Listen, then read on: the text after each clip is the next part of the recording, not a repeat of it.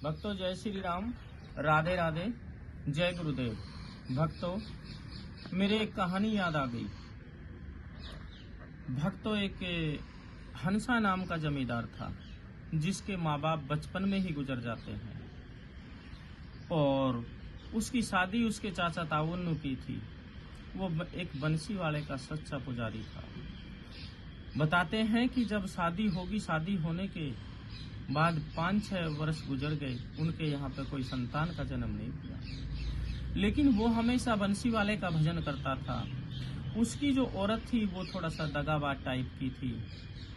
वो पर पुरुषों के साथ में रहना पसंद करती थी। वो बेचारा पूरे दिन अपना खेत कमाता था।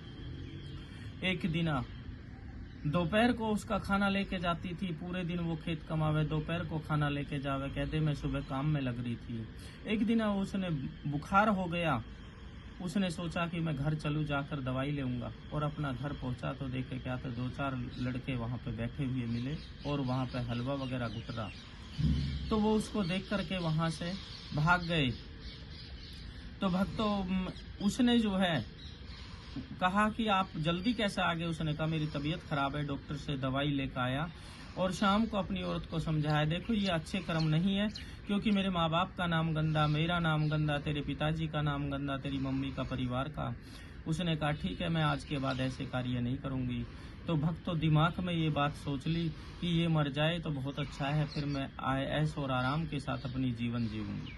पड़ोसी के यहाँ पे एक बच्चे का जन्म हुआ था। उस बच्चे को रात को उठा करके वो औरत ले आती है और गंडासे तय काट के और अपने बिटोड़े के अंदर दाब देती है। तो भक्तों वो सुबह घूमते फिरते ढूंढते हैं लेकिन बच्चा नहीं मिलता है। तो पुलिस रिपोर्ट हो जाती है और 2-3 दिन के बाद में जब पुलिस रिपोर्ट हो गई, पुलिस ढूंढने लगी, तो वो जाकर उनके घर पे कहने लगी कि मैं बता देती हूँ कि वो कहाँ पे है, पर मेरा नाम मत लेना। मेरे आदमी ने, क्योंकि मेरे को बच्चा नहीं हो रहा, उस बच्चे को काट के और मुझे खून में नहवाने के लिए कह रहा। मैंने बिल्कुल मना कर दिया, लेकिन उसने उस बच्चे का गला काट दिया और वो हमारे बिटोड़े में दबा हुआ है। भक्तों जाकर के पुलिस को बता दिया जाता है। जब पुलिस आकर देखते हैं बिटोड़े में बच्चा मिलता है।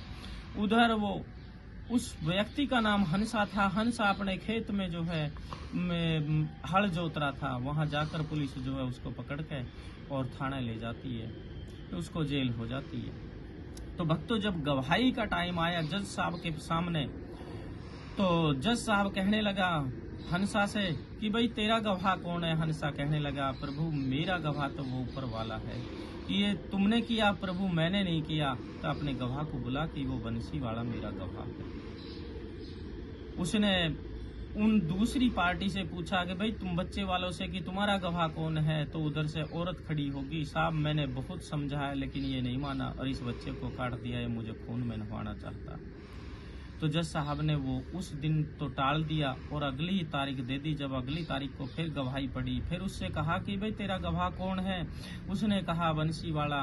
तो उसने कहा कि उसको बुला कि वो हर कण कण में समाया हुआ है, वैसे नजर नहीं आता बिना साधना के। लेकिन उधर से जब औरत खड़ी हुई गवाही के लिए, उसने कहा मैंने खूब समझाया लेकिन ये नहीं माना।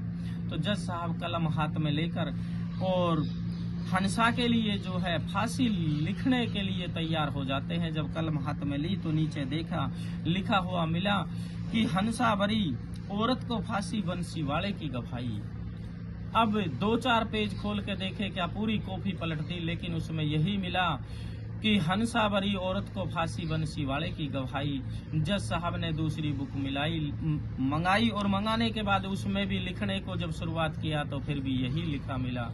तो भक्तों प्रभु की ऐसी लीला है कि वो सबके जो है न्यायकारी है। उसने ऐसा न्याय किया कि पूरा रजिस्टर ही गवाहियों से भरा हुआ मिला। और जज साहब कहने लगा कि हंसा मुझे ये बता दे वो कहाँ पे है बंसी वाला।